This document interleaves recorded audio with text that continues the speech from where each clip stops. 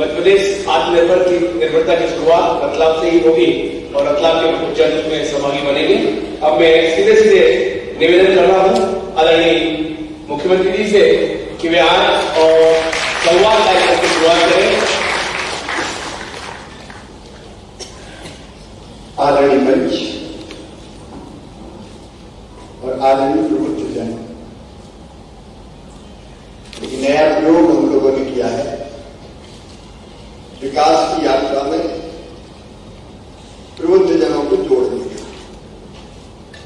अक्सर public meeting होती है, हम लोग आते हैं, मुख्यमंत्री भी आता है,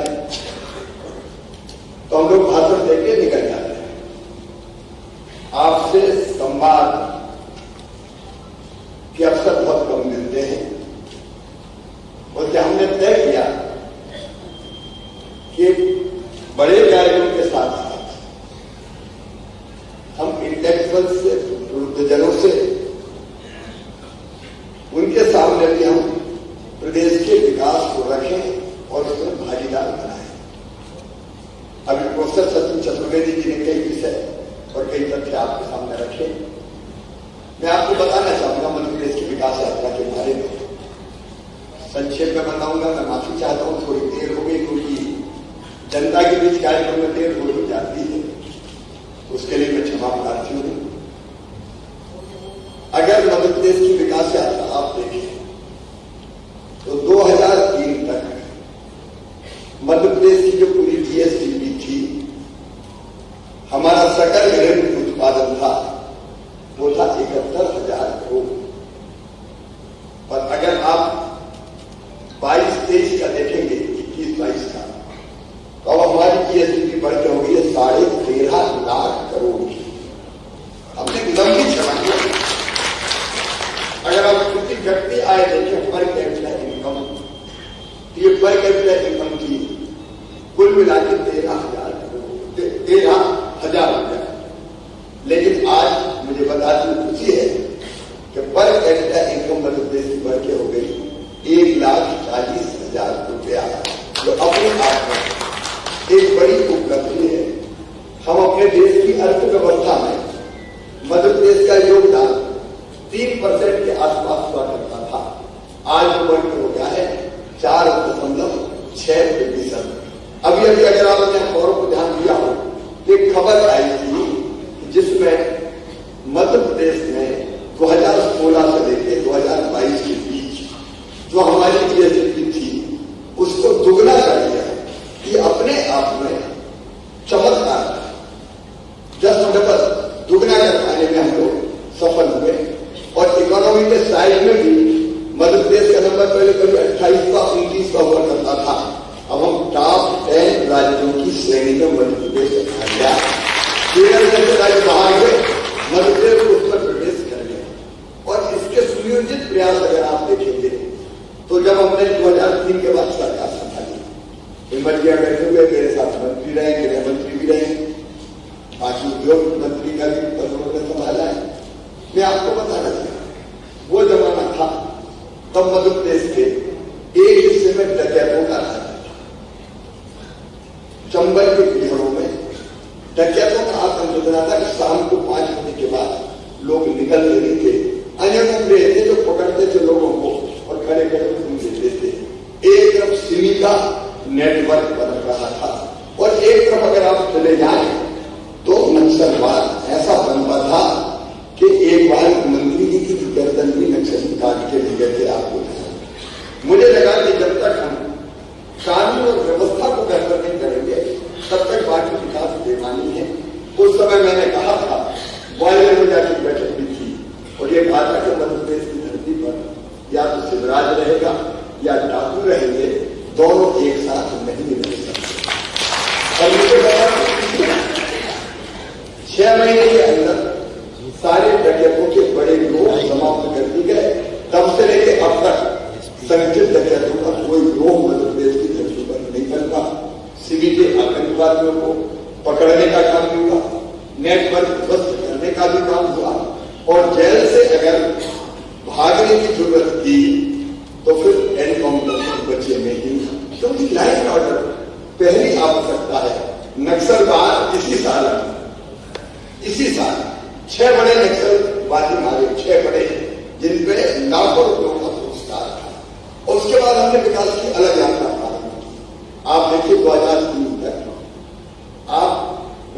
रतलाम के उदाहरण ले लीजिए, रतलाम से उज्जैन जाना हो, रतलाम से मंदसौर होकर नीमच जाना हो, कितने घंटे लगते थे।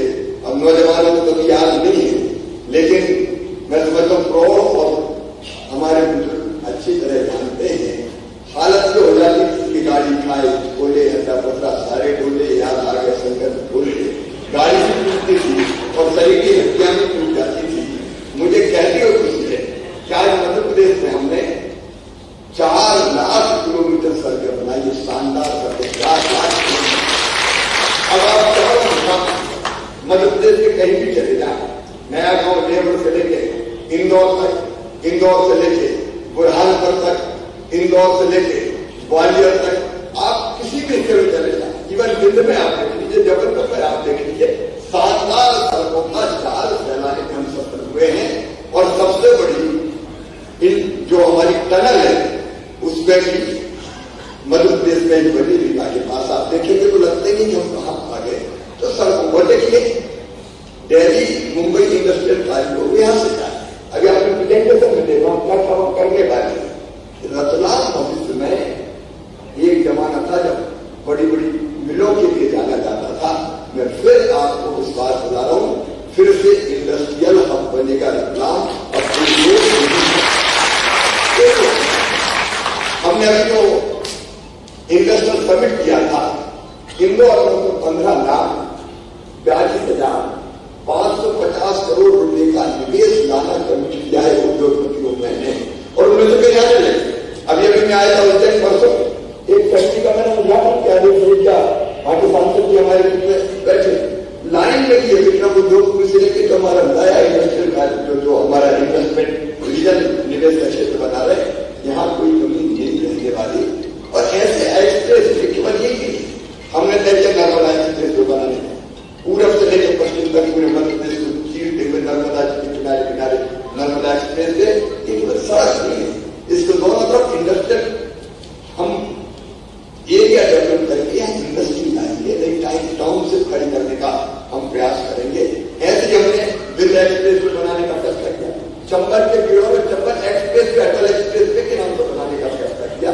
और अब हम केवल यही तक नहीं, फ्लाई ओवर, अलग अलग ओवर ब्रिज, लेकिन अब हम बड़े शहरों में ये भी सोच रहे हैं कि भोपाल इंदौर में तो मेट्रो के काम चल रहे हैं, बाकी शहरों में यातायात का दबाव कम करने के लिए केबल कार और रोपवे जैसी व्यवस्था, जैसे उज्जैन में हम प्रारंभ कर रहे हैं कि रेलवे स्टेशन पर लोग उतरेंगे तो कार का इस्तेमाल नहीं करेंगे, सीधे रोपवे में बैठेंगे और महाकाल महाराज के कॉरिडोर के पास उतर जाएंगे, तो सड़क में दबाव कम होगा।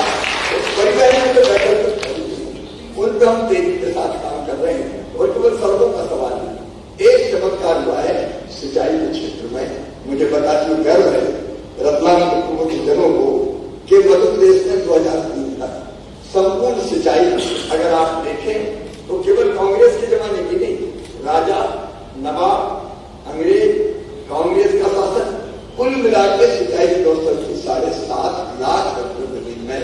और आज मुझे बताती हूँ खुशी है, उसको बढ़ के हमने कर दी 40 लाख हेक्टेयर।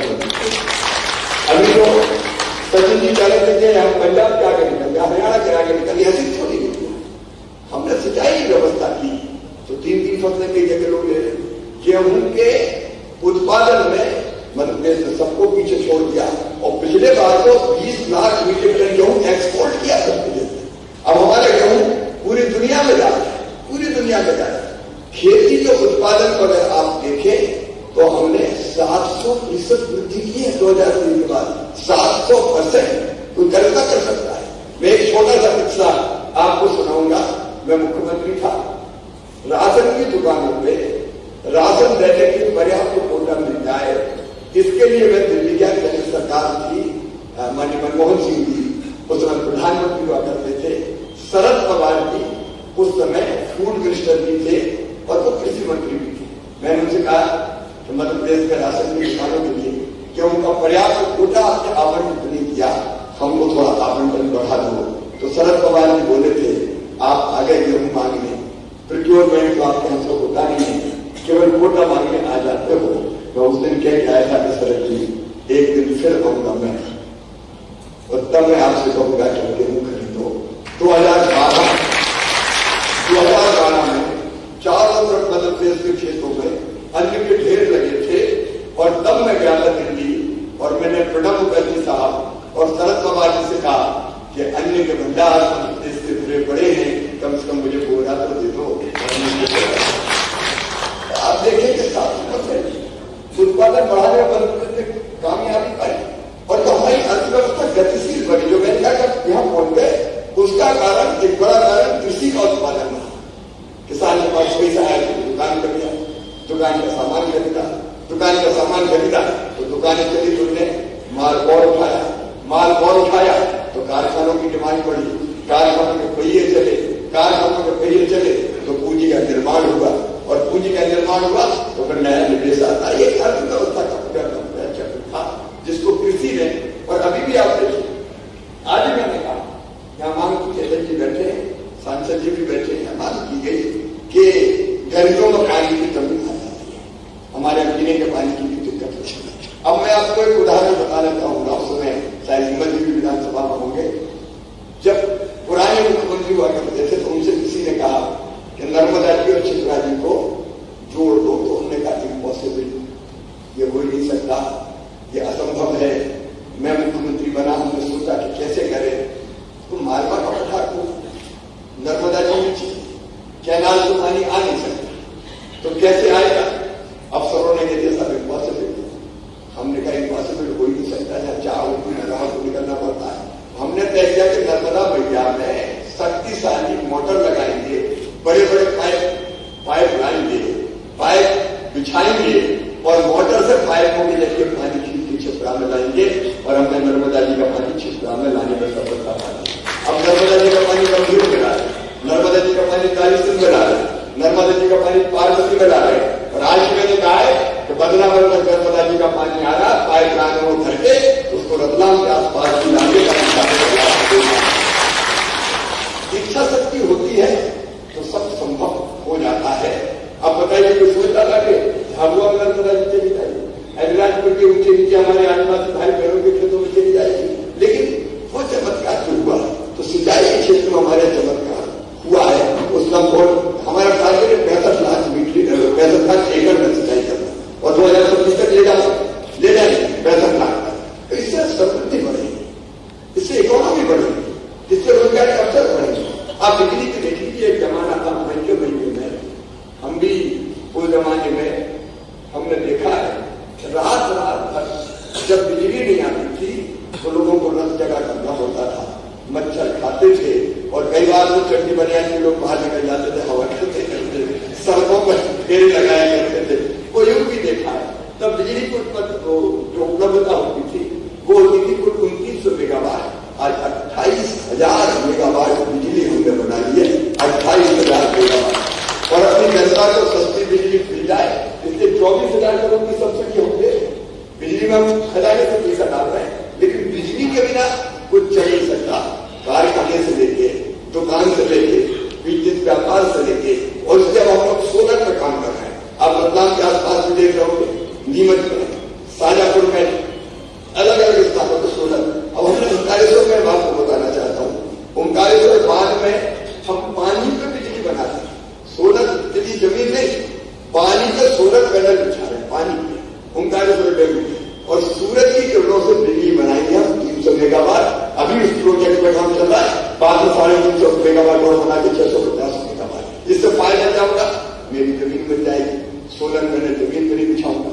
दूसरा फायदा क्या होगा?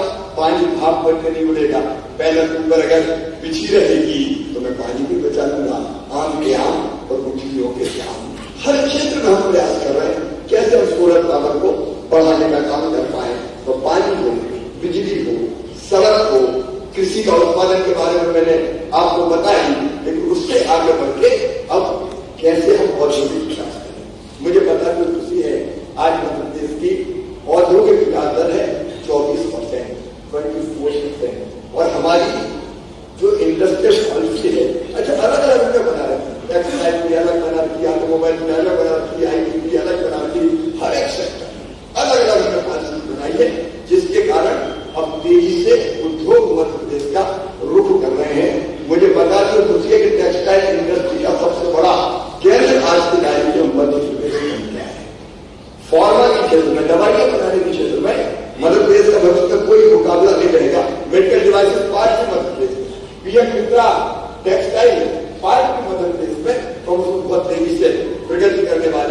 और उसका एक मुख्य हमारा रतलाम भी रहने वाला है। अब हमारे दिमाग में ये है कि हम अपने बच्चों को स्कूल में करें, क्योंकि उनके हाथों में काम आना चाहिए। आगे सचिन जी एक बात बताने थे दोस्तों, और आपको थोड़ा सा और उसकी गहराई में ले जाना चाहता हूँ। बच्चों को रोजगार चाहिए, पढ़ाई के लिए आपने देखा सीएम राय स्कूल की हमारी तरफ वो अधिक करना है। प्राइवेट स्कूल से बहुत बेहतर स्कूल हम बनाएंगे, और वो केवल एक गांव के लिए नहीं रहेगा। वहां लैब होगी, लाइब्रेरी होगी, स्मार्ट क्लास होगी, प्ले ग्राउंड होगा, और वहां आसपास के 25 किलोमीटर के बच्चे बच्चों से हम सुबह लेके आएंगे और शाम को बसों से छोड़ने जाएंगे। स्मार्ट क्लास के जरिए दिल्ली मुंबई से भी बैठा प्रोफेसर लेक्चरर हमारे बच्चों को कहीं से रतलाम के गाँव में भी पढ़ा पाएगा, ताकि मेरे बच्चे पढ़ाई में कहीं पीछे ना कर पाए। और पढ़ाई में ऐसा बाधा ना हो, अपना मदद देते ऐसा राज्य जिससे मुख्यमंत्री मेधावी विद्यार्थी योजना बनाइए। मैं आज बताऊं 3 लाख बच्चों की मेडिकल इंजीनियरिंग की या बड़े जो कोर्सेस उनकी फीस हम कर रहे हैं 1,000 करोड़ रुपया। धनियों बनना चलू बनना के बेटा बेटी भी अगर नीट के माध्यम से एंगेजमेंट के माध्यम से सिलेक्शन हो गया तो माँ बाप उनको बिना पढ़े लिखे नहीं रहने देता, उनकी फीस हम भरवा रहे, वो डॉक्टर बन रहे, इंजीनियर बन रहे। एक बच्चे की विदेश में 64 लाख फीस लग जाती है, 64 लाख, ताकि प्रतिभा किसी भी कीमत पर कुंठित ना हो पाए। अब स्किल्ड मैन पावर हमको तैयार है, लोग काम जाने और उससे बेरोजगारी बनता, आपने कहा बेरोजगारी बनता। हम बच्चों को काम सिखाएंगे, इसी साल इम्प्लीमेंट करने वाला बात। हम बच्चों को काम सिखाएंगे, काम फैक्ट्री में भी सिखाएंगे, काम लॉकडाउन में भी सिखाएंगे, काम अच्छा नाई दुकान में भी सिखाएंगे, काम अच्छा टेलर दुकान में भी सिखाएंगे। अलग अलग सर्विस सेक्टर भी, अलग अलग कंपनी भी, जितने अलग अलग क्षेत्र हो सकते हैं। और काम सिखाने के बेरोजगारी भत्ता नहीं, बेरोजगारी भत्ता तो एक तरह से बच्चों की प्रतिभा को कुंठित करता है, और केवल ऐसे नियम बना देते उसमें तो कोई को मिले नहीं बेरोजगारी भत्ता। चिड़िया अपने बच्चों को घोंसला नहीं देती, चिड़िया अपने बच्चों को पंख देती है ताकि वो किसी क्लास और हमने कहा हम बच्चों को काम सिखाएंगे। एक पोर्टल बन रहा है, उस पोर्टल पर काम जहां जरूरत है सीखने की, वो जिनको काम की जरूरत है उनकी सूची रहेगी, कंपनी की, फॉर्म की। और दूसरी तरफ बच्चे जिनको काम सीखना है उनकी सूची रहेगी। उन बच्चों का अलग अलग स्थानों पर चयन होगा, बच्चे वहां काम सीखने जाएंगे और काम सीखने के बदले में हम 8,100 रुपया महीना उन बच्चों को देंगे। तो बच्चों को पैसा मिलेगा, लेकिन वो काम सीखेंगे साथ में और फिर खुद रोजगार प्राप्त कर लेंगे या अपना रोजगार प्रारंभ कर लेंगे। ऐसे एक नहीं है, देखो भोपाल में ग्लोबल स्किल पार्क बन रहा है, सिंगापुर के साथ हम बना रहे हैं। 10,000 बच्चों को हर साल ऐसा काम हम सिखाएंगे कि तत्काल प्लेसमेंट हो जाए। तो हम टेक्निकल एजुकेशन की दृष्टि से भी बहुत महत्वपूर्ण काम करने वाले। बात के ज्यादा विस्तार करना चाहते हुए केवल काम धंधा रोजगार वहां से कम सीमित नहीं। भारत एक अत्यंत प्राचीन और महान राष्ट्र है, अपने जीवन मूल्य, अपने महापुरुष, अपनी परंपराएं वो सब जीवित रहे और आगे बढ़े। और इसलिए हमने महाकाल महालोक बनाया उज्जैन। आज आप देखिए उज्जैन में लाख लोग तो रोज आते हैं दर्शन करने, शनिवार इतवार के दिन 1.5 और 2 लाख लोग आते हैं, पूरी इकोनॉमी कर रही है। हम ओंकारेश्वर में एकांत धाम बनाए, आज शंकराचार्य का स्टेचू ऑफ वननेस, एक ही चेतना सब बने, सब प्राणियों में एक ही चेतना है। आत्मवत सर्वभूतेषु जियो और जीने दो, सर्वे भवन्तु सुखिनः। उसका एक उदाहरण हो गया जो पूरी दुनिया को हम दिखाना चाहते। अद्भुत रचना बनेगी, अभी आपने कल्पना नहीं की होगी, अद्भुत रचना तो बन रही। तो हम सांस्कृतिक आधार पर भी जो भारत के पास धरोहर है उसको दुनिया को देना चाहते हैं। पर्यावरण के क्षेत्र में सचिन जी ने बताया, मैं उसके विस्तार में नहीं जाऊंगा। तो 14 गरीब कल्याण के काम चल रहे हैं, आपने उसमें देखा एक योजना आपको सुविधाओं की लाडली बहन। मैं सभी बुद्धिजीवियों से कहना चाहता हूँ कि मुख्यमंत्री लाडली बहना योजना ये पैसा बांटना नहीं है।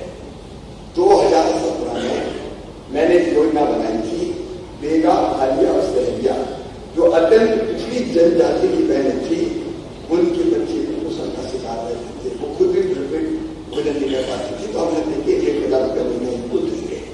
तो हमने 2017 में शुरू की। अलग बात है कि जब 19 में कमलनाथ जी हमने बंद कर दी, कई योजनाएं बंद कर दी थी, मैं उसकी पर नहीं जा रहा। लेकिन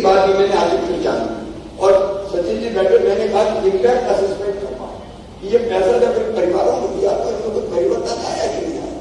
आप आश्चर्य करेंगे, जिन गरीब परिवारों को 1,000 रुपया महीना बहन के हाथ में हम दिए थे, बहन के खाते में, उनके बच्चों के पोषण का स्तर सुधर गया। उन बहनों ने पैसे का मिसयूज नहीं किया, उनने बच्चे के लिए दाल खरीदी, दूध खरीदा, सब्जी खरीदी, फल खरीदा, जरूरत की बाकी चीजें लेके आई तो बच्चों के पोषण का स्तर सुधर गया। मेरे मन में एक बात जम गई कि बहन के हाथ में अगर गरीब और न्यून मध्यम वर्ग की बहन के हाथ में पैसा लेंगे तो वो फालतू खर्चा नहीं करेगी। भाई कर सकते हैं, इधर करवा रहे, लेकिन पहले नहीं कर सकती, वो उपयोगी काम में खर्चा करेगी। और इसलिए मेरे मन में आया जैसे अभी सचिन जी बता रहे थे, इस बार हमारा बजट है 3,14,000 करोड़ रुपए का, और इसकी कहानी भी बड़ी दिलचस्प है। मैं हर महीने रेवेन्यू कलेक्शन डिपार्टमेंट की मीटिंग्स करता हूँ और हम टारगेट तय करते हैं। आप आश्चर्य करेंगे, थोड़ी मॉनिटरिंग कर लो तो इधर उधर के जो लीकेज वो बंद होते हैं और पैसा खजाने में आता है। मैंने और कुछ ज्यादा नहीं किया, टैक्स नहीं भरा, उसी टैक्स की दरों पर मध्य प्रदेश की अर्थव्यवस्था जो 2012-13 तक 1 लाख के अंदर होती थी, आज हम लेके 3 लाख के पार। ये चमत्कार है। और उन्हीं 3,14,000 करोड़ में से मैं 12-14,000 करोड़ रुपया अपनी नागरिक बहनों को हर महीना 1,000 रुपया के रूप में दूंगा, जिनकी आमदनी 2.5 लाख रुपया से कम है। वास्ते जाति वगैरह तो कोई इसमें वो नहीं है, पर सबके लिए या जिनके पास 5 एकड़ से कम जमीन है, जो गरीब परिवार है, 4 व्हीलर नहीं है, इनकम टैक्स पे ही नहीं है, तो उससे देखना उनकी स्थिति में भी देखो। पैसा, मैं एक बात कहना चाहता हूँ, पैसा आत्मविश्वास पैदा करता है, पैसा की इज्जत भी बढ़ाता है। पैसा नहीं हो तो कायरे रखवा, और पैसा हो सिर्फ लक्ष्मी चंद जी ऐसे ही तो महिमा है, इससे कोई निपटा नहीं कर सकता।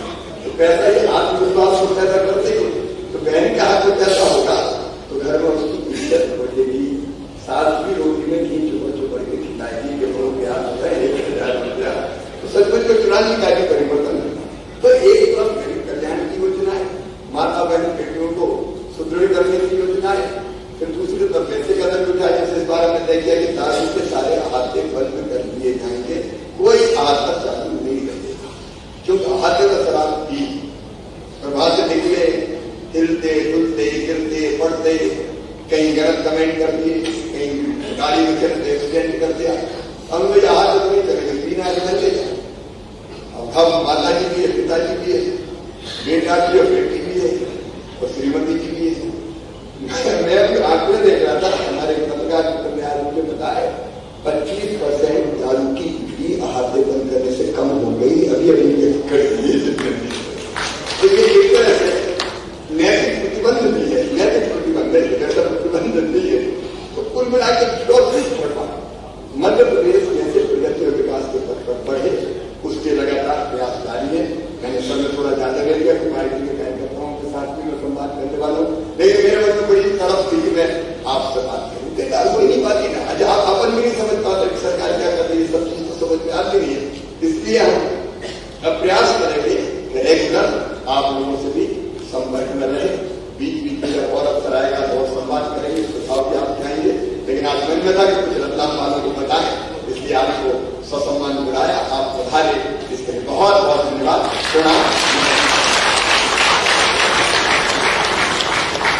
धन्यवाद आदरणीय मुख्यमंत्री जी। इससे मध्य प्रदेश प्रगति पथ पर अग्रसर है और निरंतर अग्रसर रहेगा। अब अवसर है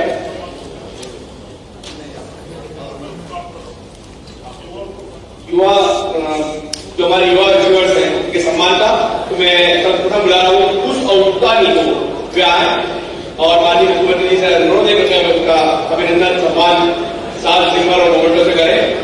चाइना में जो प्रोडक्ट बन रहे हैं डिशवॉशिंग बोर्ड आदि, उनका भारत में निर्माण कुछ औकानी जी ने किया है, बयान और माननीय मुख्यमंत्री जी के आपको सम्मान प्राप्त करें। दूसरे हैं पार्थ शर्मा, मिस्टर सेव नाम के ब्रांड से इन्होंने स्थापित किया है, मिस्टर सेव पार्थ शर्मा जी।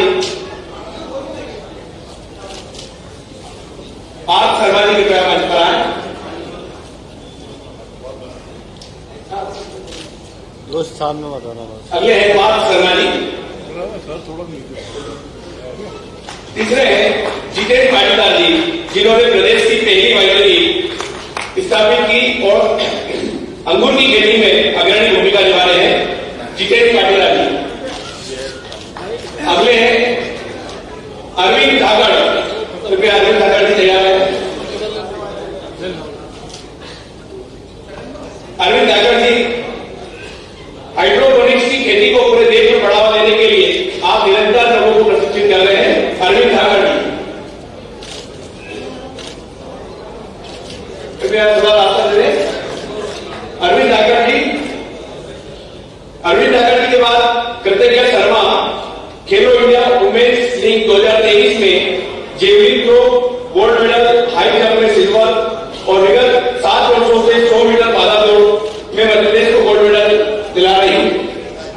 कृतज्ञ शर्मा का अभिनंदन हम लोग कर रहे हैं। माननीय मुख्यमंत्री जी का अनुरोध है, कृपया मोमेंटो और साथ का अभिनंदन करें। उसके बाद तरन्नुम मंसूरी, 4 बार राष्ट्रीय पश्चिम क्षेत्र में रजत एवं कांस्य पदक विजेता तरन्नुम मंसूरी। और उसके बाद नेशनल कबड्डी खिलाड़ी आनंद मेड़ा, अंतर्राष्ट्रीय बास्केटबॉल खिलाड़ी हरेंद्र तोमर,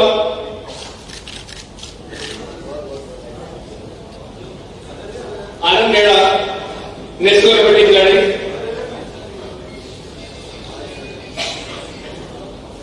हरेंद्र सिंह तोमर जावड़ा से अंतर्राष्ट्रीय बास्केटबॉल खिलाड़ी।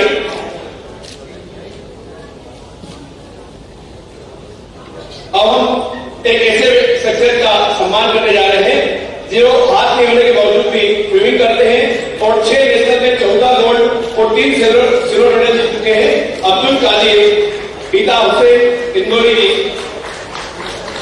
क्या मंच पर आए।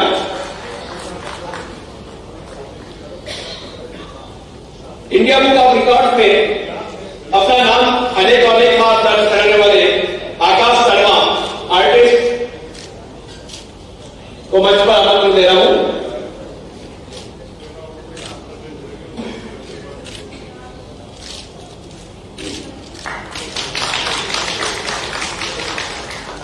आकाश Sharma India book of records में कई उपलब्धियां लेकर अपना नाम दर्ज कराने वाले।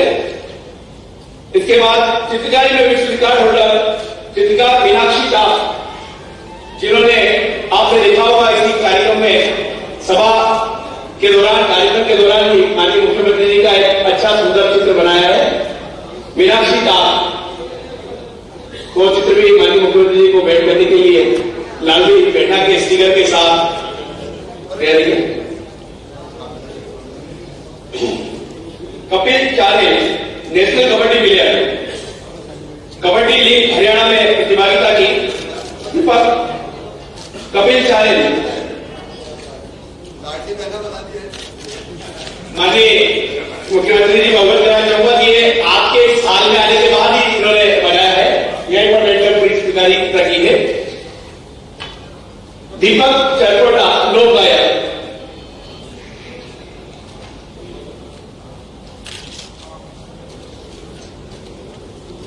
लोक गायक दीपक चरकोटा जी। अंतर्राष्ट्रीय तीरंदाजी खिलाड़ी नेहा चाहेल और उसके बाद अनेक राष्ट्रीय पुरस्कार, राष्ट्रपति पुरस्कार में सम्मानित, स्वयं दिव्यांग होने के बावजूद अनेक कौशल के माध्यम से गरीब महिला बच्चों को, परित्यक्त महिलाओं को अपने पैरों पर खड़े होने के लिए प्रशिक्षित करने वाली जावड़ा की बबली गंभीर दीदी से अनुरोध है कि मंच पर बता रहे।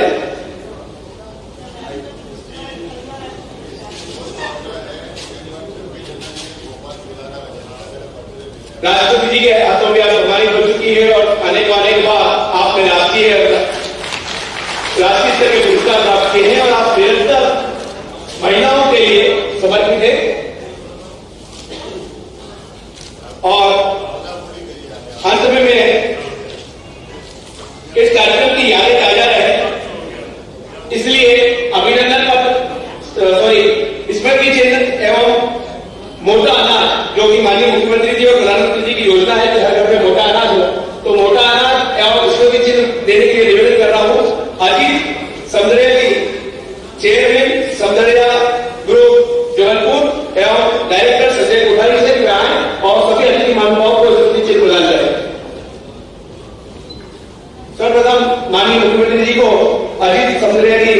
स्मृति चिन्ह मोटा अनाज का पैकेट भेंट करें। उसके बाद संजय कोठारी जी माननीय सचिन चतुर्वेदी जी को स्मृति चिन्ह एवं मोटा अनाज का पैकेट भेंट करें। और इस प्रकार के समस्त अतिथि महानुभावों को स्मृति चिन्ह भेंट करें। माननीय संजय कोठारी जी एवं अजीत संगरे जी अनुरोध है सभी अतिथि महानुभावों को भी मोटे अनाज का पैकेट भेंट करें। एक अनूठी योजना है, हर घर में मोटा अनाज हो। हमारे माननीय प्रधानमंत्री जी की भी हार्दिक इच्छा है और माननीय मुख्यमंत्री जी की भी इच्छा है कि हर घर में मोटा अनाज का उपयोग होना चाहिए। और अंत में आभार व्यक्त करने के लिए निवेदन कर रहा हूं deputy commissioner housing board Ujjain आदरणीय यशवंत कुमार दोहरे जी से वे आए और आभार व्यक्त करें। आदरणीय दोहरे जी।